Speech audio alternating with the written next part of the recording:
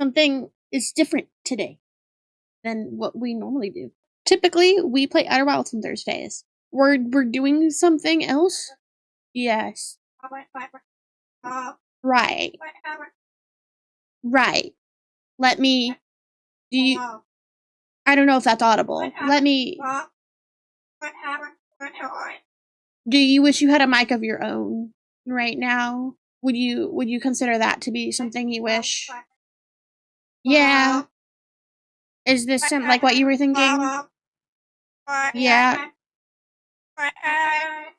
Yeah. So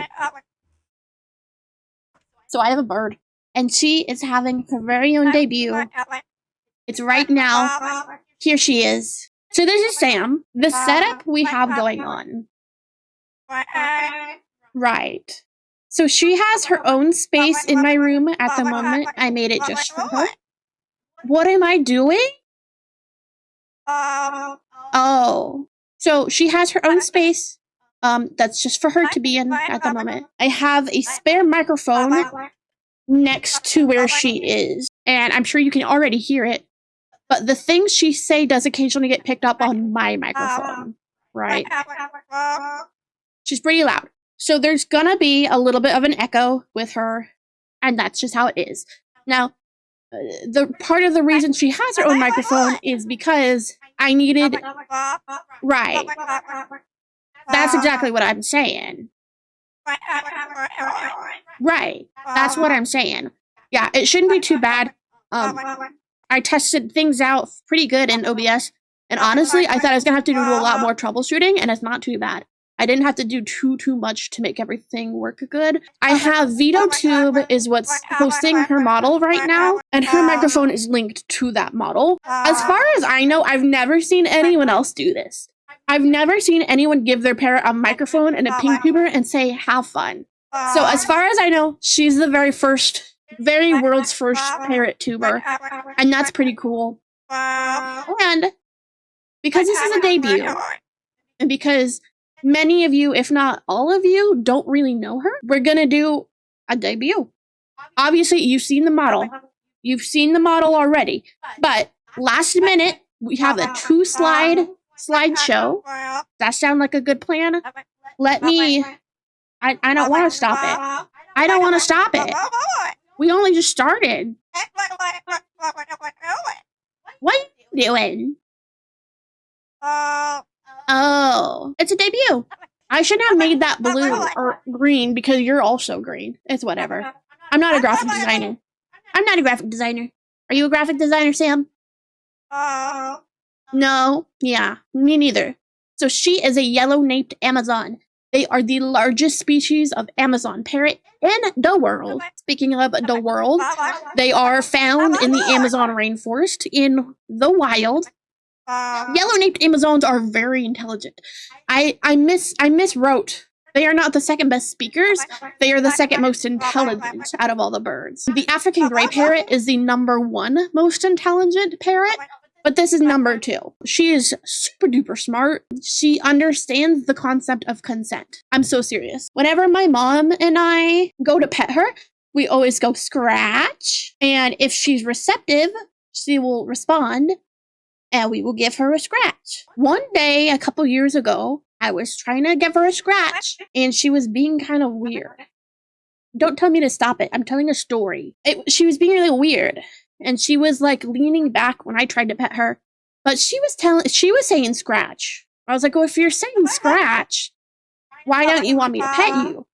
So I just put my hand up to her as she went scratch and started scratching me. She used her beak and her tongue and was licking me and quote unquote scratching me.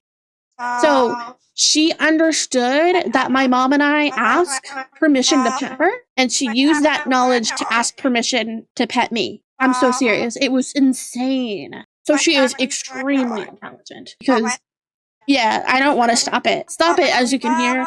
She really likes that one. She really likes that one.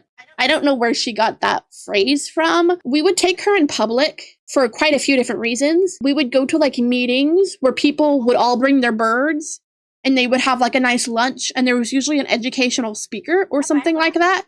And we would take her with us because she loves people and she loves to be in public and she just gets a huge kick out of being around people and she loves to meet new people and stuff like that. They was usually a speaker, and as you can tell, she likes to talk when other people talk. So it's kind of hard to have a speaker, right, when she's doing that. So I'm guessing stop it.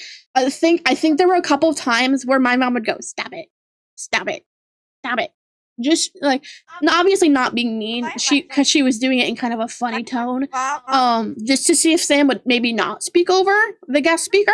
Obviously that didn't work. So what we would end up doing is we would just give her treats because you can't talk when your mouth is full. And so that's what we ended up doing.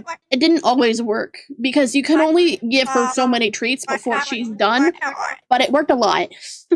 Award-winning parrot. This species lives to be about 60. You always hear people say parrots live 100 years, and some of them do, but that's mainly macaws and maybe like big cockatoos.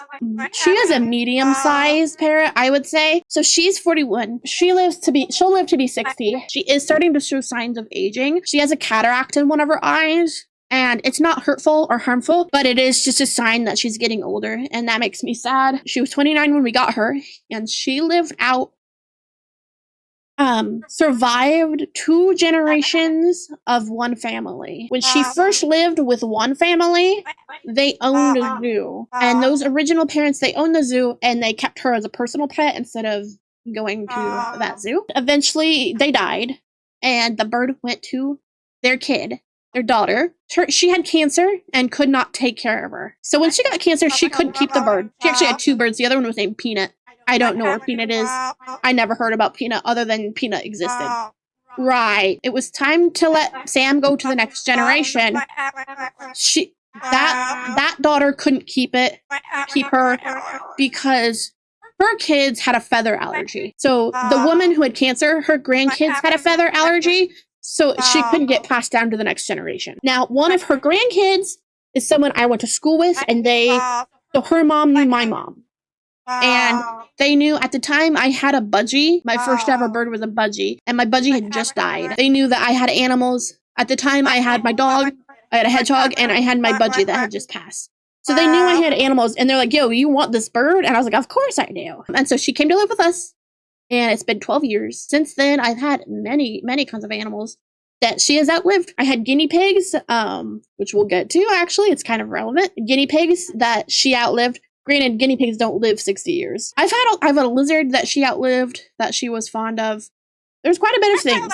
Anyways, the award-winning thing, right? When she lived with the woman who had cancer, her children did 4-H and other stuff, and she won many, many ribbons when she had her time as a showbird. She won many ribbons, many awards. She's a very high status woman. Very, very classy lady. My last fact, this bird is blue. This is one of my very favorite facts. This is like an interactive thing now. Would anyone like to tell me what I'm talking about? Why did I say that? Why? Does anyone want to take a guess why this bird is blue? She's only technically green. Is this a color what dress situation? Well, yes and no. Yes and no. So what if I told you, does she have blue undertones? You're getting there. What if I told you this bird, when she's wet, she turns brown? She turns it looks like dried blood, brown. Does that help the confusion? It actually, you can see it just a little bit when she has her mouth open. Right on her lower beak, on that picture, when she's speaking, those feathers are kind of that brown color. Because I took that picture after she had a drink. And so those feathers on her mouth turn brown. Gonna be honest, guys? I don't know why they turn brown. They just do. Green, it's a really difficult color for animals to produce. Fish don't come in this green color, generally. They might come in a teal or a miku green. They don't come in grass green. They don't come in this kind of green, right? Green is just not an easy color to make. I'm not a scientist. I assume it's because typically this kind of green comes from chlorophyll in plants, right? I'll show you guys something really cool. This is a rare mutation. This is the same species of parrot with no yellow feathers. All the yellow coloration is gone. And now you're blue. I went on a rabbit hole years ago learning about this mutation in Amazons. I have not even seen any on TikTok I haven't seen any new pictures of these in years, but it does exist. It's just a mutation where they just lose the yellow in their feathers. And essentially what happens is they're not purely green. It's actually just blue and yellow overlaid. It looks green because that's what happens when you mix those colors, but it's not a true green pigment. There's only one bird that truly produces green. I really love them, and it's called the Turaco. These birds produce a pure green pigment. If you took the yellow out, nothing would happen because there's no yellow on this bird and there's no blue on this bird. It's just green. And that's, as far as I know, the only true green bird. As far as animals go, it may be the only true green animal. I can't think of a lot of green reptiles.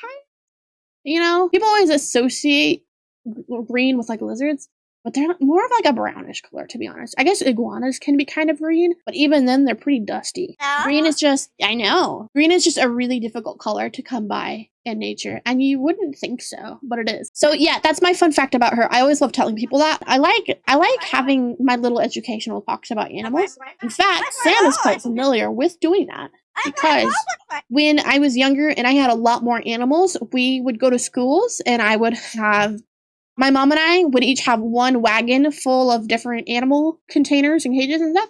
And we would go to schools and we would educate kids about proper pet ownership and making sure, you know, being like, look at this cool thing. Do your research. Do your research before you get an animal. We were those people that came to the school with the animals. We never had anything crazy. We never had any 12-foot long snakes. But people quite liked what we had. We had Sam, usually a lizard or two. We had guinea pigs in a baby stroller. That always got a big kick out of people. People really liked guinea pigs in a baby stroller. I would bring my doves usually. People really liked the doves because people saw it and they're like, that is a pigeon. You have a pet pigeon. People don't understand that that's an option, that you can have that as a pet. So people get a really big kick out of that. We spent a good amount of time doing that kind of thing. So Sam, she is a professional at educational speaking. So animals do whatever they want. Right. They do what they want. I can't make her say anything. I can encourage her to say things. She has some things that have like a call and response. She makes a really old phone ringtone that's like, ding, and sometimes she'll make that noise and she won't stop until you go, hello. She likes it when you pick up the phone. So there are some things that she has a call and response to, and she likes when you say specific things. And you can almost encourage her to say certain things when you know there's a response. But I can't make her say anything. Right. So today, there very well could be a lot of moments when I ask for something, for her to say something, and she doesn't, which is going to be fun because the game we're playing today is My Voice Zoo, and that's going to involve speaking and doing the voice part of the My Voice Zoo. And if I can't get her to voice an animal, that might be a problem, but I think it'll be okay. Okay, next part of her debut. Here's her likes and dislikes. She loves Cracker. She also really likes a bath or a shower. We have a spray bottle, and we just missed her.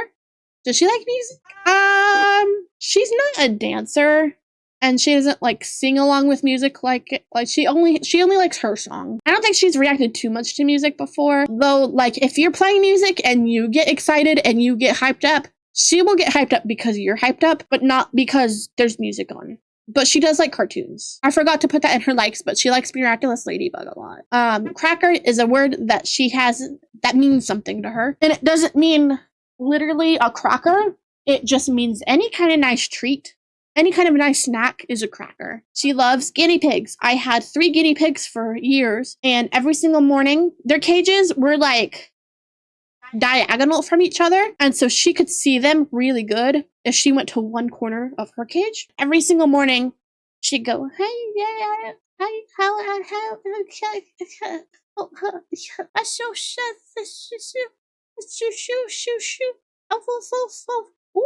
wow. She was specifically talking like this baby voice, and she was really, really gentle. I know, isn't that so funny? That looks like fun, I know.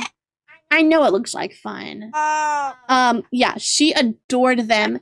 That was a tone of voice she really only used with them. She would climb on like the edge of their cage and just look at them. And there was one time when I had gotten my 3rd guinea pig. I had that guinea pig in a small quarantine cage because it was taking a minute for her to get along with one of the other guinea pigs. She was in kind of a small cage just temporarily. I had it sitting on top of a container.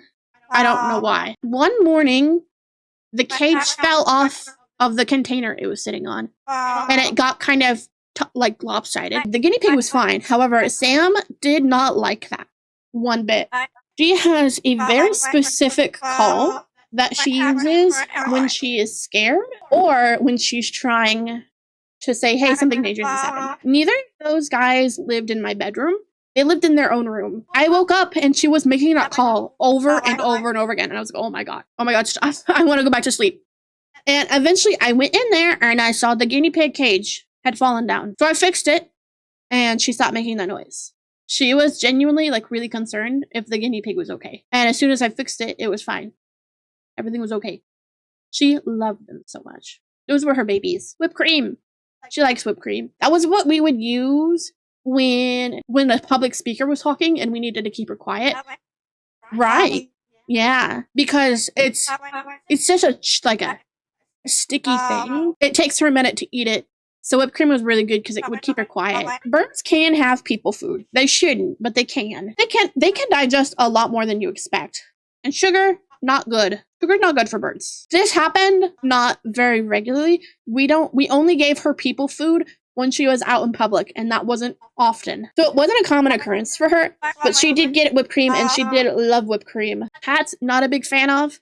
Baseball hats in particular, not keen on those. Not too keen on those. Beards, she doesn't like beards. When we would go to our club, there were quite a lot of men with beards in that club, and anytime they would try to talk to her, she would give him a crazy side eye and walk away. She didn't like that. And God forbid they had a hat and a beard. Oh, no. Didn't like that. And the last thing that she doesn't like, she don't like cockatoos. Specifically the one that I had. You don't hear her ever in the background of my streams because where she lives in my house isn't that close. Her cage now is actually where my cockatoo used to be. So I had a cockatoo from 2017 and he went home to his original owner in September. He was very, very, very loud, extremely loud, and he used to be very audible on my stream. If he would have a streaming fit, you could hear that on my mic. It wasn't always clear, but you could hear something was going on in my background, and it was him. She didn't like that. She didn't like him. When he would have screaming fits, she would go, stop, stop, stop, stop. She was always telling him to stop. I don't know if she even knows what stop means, but she acted like she didn't like when he screamed. Even if she was using stop by chance, she didn't seem to be super keen on it. So she doesn't like cockatoos. It's funny when you go, and she also goes, Do you do that? Do you do that? Come on. You want to scratch? You want to scratch? Scratch? Scratch? Pretty bird? Hello? Hi, birdie. Hi, birdie. Oh, you got anything else? Oh, yeah. Isn't she awesome? Isn't she so cool?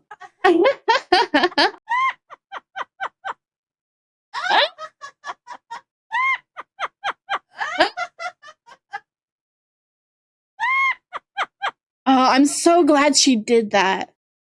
That specific laugh is really rare coming from her. I don't hear that too often. The first time we heard her laugh like that, we lost our minds because she has her usual kind of laugh, but that evil laughter is really rare. So I'm so glad she did that for you guys. Who farted? Is that funny? Oh my. So that was her debut slideshow. It was 2 slides.